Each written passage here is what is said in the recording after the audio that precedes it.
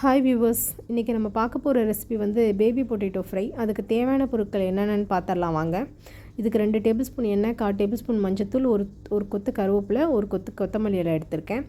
இதுக்கு வந்து ஒரு துண்டு இஞ்சி வந்து உரலில் தட்டி வச்சுருக்கேன். 2 பல்லு பூண்டை தட்டி வச்சுருக்கேன். 1/4 டேபிள் ஸ்பூன் பெருங்காயத்தூள், 1/2 லெமனை ஜூஸ் புழிஞ்சு வச்சுருக்கேன். தேவையான அளவு உப்பு, 350 கிராம் பேபி பொட்டேட்டோஸ் வந்து எடுத்திருக்கேன்.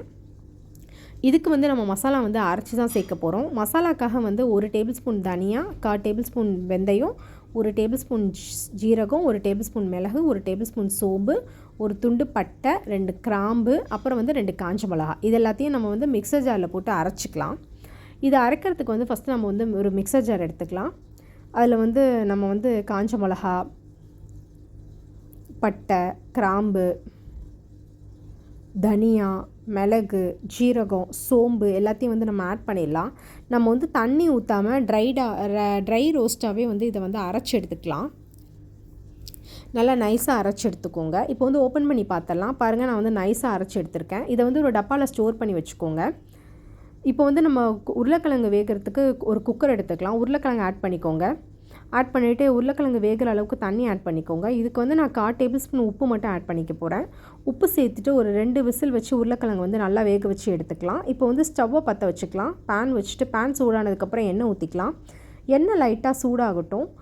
எண்ணெய் வந்து இப்போ சூடாயிருச்சு. இப்போ வந்து நம்ம வந்து தட்டி வச்ச பூண்டு சேர்த்துக்கலாம். பூண்டு வந்து லைட்டாக வதங்கினதுக்கப்புறம் நம்ம வந்து இஞ்சி சேர்த்துக்கலாம். இஞ்சி பூண்டு வந்து எண்ணெயிலே வந்து லைட்டாக வதங்கட்டும். அப்போ தான் ரொம்ப டேஸ்ட்டாக இருக்கும்.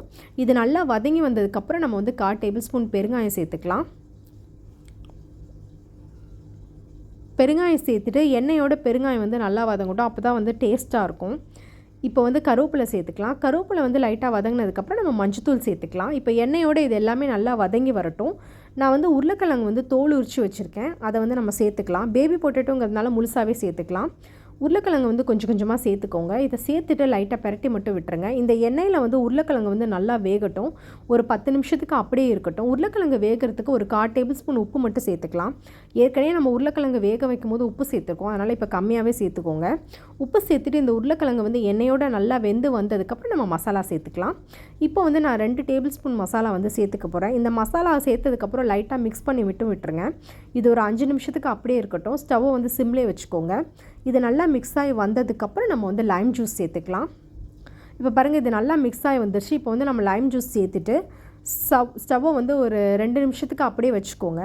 இப்போ வந்து இது நல்லா மிக்ஸ் ஆயிடுச்சு. பாருங்கள், உருளைக்கிழங்கு பேபி பொட்டேட்டோ வந்து ரெடி ஆயிடுச்சு. இப்போ வந்து நம்ம கொத்தமல்லி இலை சேர்த்துக்கலாம். கொத்தமல்லி இலை சேர்த்துட்டு நம்ம 2 நிமிஷம் கழித்து நம்ம ஸ்டவ்வை வந்து ஆஃப் பண்ணிடலாம். இப்போ பாருங்கள், நான் வந்து ஸ்டவ்வை வந்து ஆஃப் பண்ணிட்டேன். இப்போ நம்ம பேபி பொட்டேட்டோ வந்து சூப்பராக ரெடி ஆயிடுச்சு. இது வந்து sambar rice, curd rice, lemon rice எல்லாத்துக்குமே ஒரு நல்ல சைட் டிஷ்ஷாக இருக்கும். இது ரொம்ப ஈஸியாகவும் செஞ்சிடலாம். நீங்களும் உங்கள் வீட்டில் இந்த ரெசிபியை ட்ரை பண்ணி பாருங்கள். தேங்க்யூ ஃபார் வாட்சிங்.